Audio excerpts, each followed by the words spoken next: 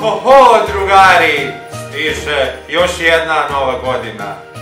Deda Mraz je jako srećan zato što ste vi, dragi drugari, i ove godine bili najbolja tečica na ovome svetu. Deda Mraz je i ove godine zajedno sa svojim vilenjacima i baba Mrazicom samo za vas pripremio jedne sjajne poklone. Zbog trenutne situacije, drugari, sa ovim virusom, Deda Mraz, nažalost, neće moći da dođe u vaše domove i da vama lično uruči poklone koje je pripremio za vas. Ali Deda Mraz misli na vas. Nećete ostati bez poklona. Jedne lepe noći, kada legnete da spavate, Deda Mraz će doći pravo u vaš dom i ispod jelke ostaviti poklone samo za vas. Dobra nam je bila Jovana Čolić. Pored Jovane Čolić, također Iva i Vuk Čolić bili su dobri i za njih spremni su ovi pokloni. Ko je još bio dobar, da li znate? Pa naravno, Lina i Lena Nenadović. I za njih dve je spreman sjajan poklon. Ali Aleksa Nenadović, i ti ćeš da dobiješ poklon. Ona dva poklona su, sa Milicu i sa Mihajla Vasića. Bravo!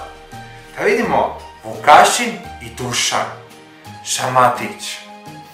Šta su rekli vilenjaci za njih?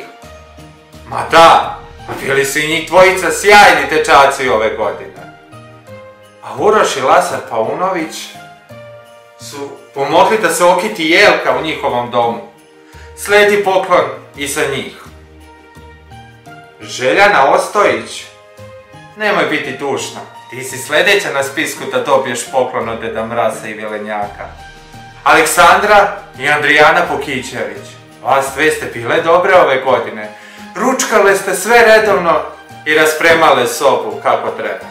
Zato i za vas su spremni jedni od ovih poklona. Anastasija, Borislav i Nikola Krupišići.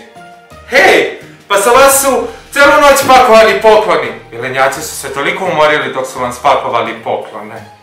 Jovan i Filip Kulesić, i oni su bili na spisku kod patuljaka. I za vas spremni su pokloni. Mihajlo Ristić, šta li Mihajlo Ristić će da dobije? Vidjet ćemo jedne večeri. Da vidimo oni brat i sestra kako nam se zovu. Pa to su Luka i Katarina Šivković. Njih ne smemo zaboraviti ove godine. I njima moramo da donesemo poklone. Sergej Krsmanović.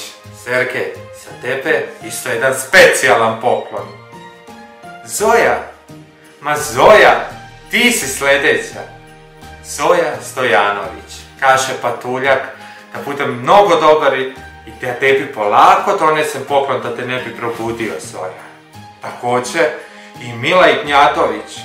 Mila, i tebi ću koliko večeras da donesem poklon. Ali posle toga moram da stignem i do Jovana Petkovića. Jovanče, ja se nadam da me i ti čekaš. Da li ste vi, Milice i Aleksa, pripremili za Deda Mraza možda neki čaj? Ili neki keksić, vidjet ćemo. Ko ide na vreme da spava?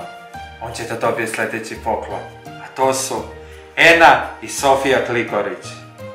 Ljubica Krajčinović. Ja sam čuo da si ti ove godine naučila posebnu pesmu sa Deda Mraza.